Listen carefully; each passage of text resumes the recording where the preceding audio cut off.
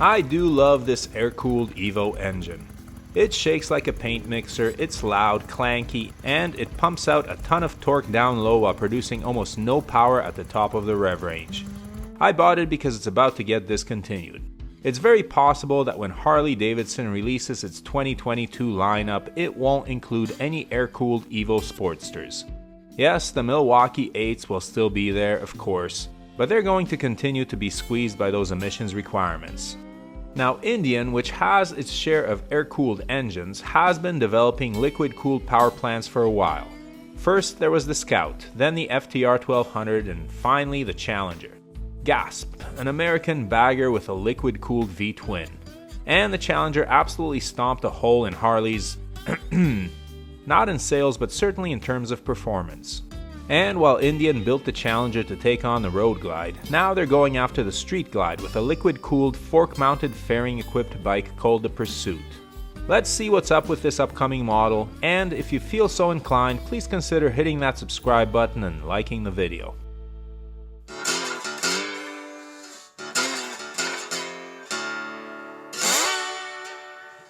Indian is releasing a new bagger named the Pursuit, which will feature the same 1768cc liquid-cooled engine that powers the Challenger.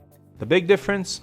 Whereas the Challenger has a frame-mounted fairing, the Pursuit will be sporting a fork-mounted Batwing fairing, which will be closer to the Harley Street Glide. But wait, you say, Indian already has the Chieftains, Batwing baggers with the Thunderstroke motor. Yeah, I guess they're adding the Pursuit. What do we know about this bike?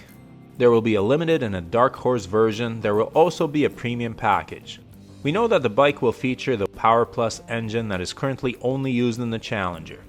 The patent drawings don't show bags, but let's get real, this bike will come with integrated saddlebags. They just did not have to be included in the drawings.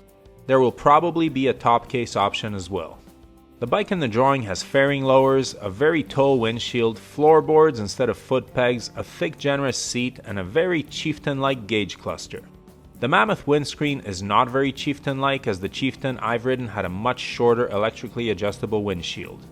So the Pursuit will likely be the love child of the Challenger and the Chieftain, aimed at taking on the Street Glide. But why would Indian do this when this bike is likely to take sales away from the Chieftains?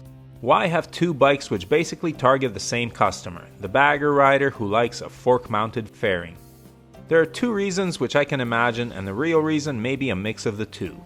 One, the current Chieftain may not be selling in large numbers.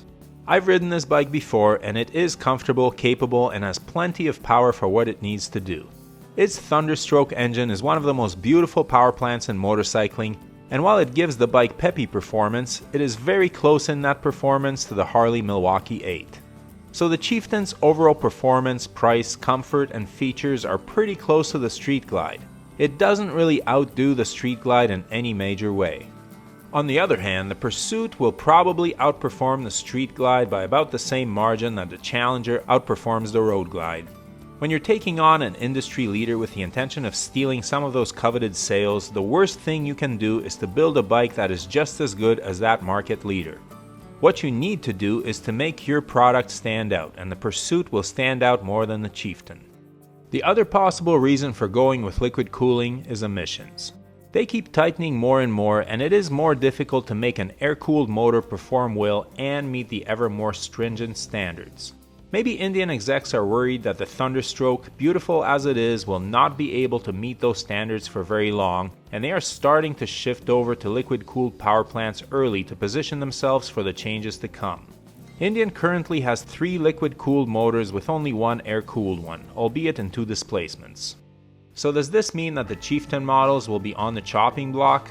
Unknown at this time, but certainly the wind at Indian is blowing toward liquid-cooled baggers. Kinda makes you wonder how long any air-cooled motorcycle engines have before they're replaced. Already we see Moto Guzzi bringing in a liquid-cooled motor in its new V100 Mandello model, which will be officially introduced at EICMA in November. And damn if that's not a gorgeous bike, radiator or no radiator. So yes, as much as Indian's customer base is traditional, the sales of the Scout, the FTR, and the Challenger must be an indication that customers are willing to step up to liquid-cooled bikes with the performance and possible reliability advantages they afford. Get used to it, folks, the days of cooling fins are numbered. I for one am glad to have one of the last Evo motors to roll off the assembly line, but can also appreciate a good liquid-cooled bike. What do you think? Are you a street glide rider or are considering one? Would the Pursuit be of interest to you? What about liquid-cooled motors and traditional bikes in general? Can you picture liquid-cooled Indian Chiefs and Harley Softails? It may only be a matter of time. The new Sportsters are going full high-tech already. Drop a comment if you have an opinion on the end of the air-cooled American Cruiser. And happy riding! If you're interested in any of the gear that Brooke and I wear or use, or the camera equipment we use to film this channel, the links are below. Everything listed there was bought with our own money and we are not sponsored by any company. However, the links below are affiliate links and the channel is paid a small amount for referring you to shop at no additional cost to you. We do not recommend any products that we are not satisfied with ourselves, but we do strongly urge you to do your research and select the correct size for items like helmets and clothing. As always, thanks for watching, your support is greatly appreciated. Please hit that subscribe button, give the video a thumbs up, and leave a comment below. And whatever you ride, enjoy it.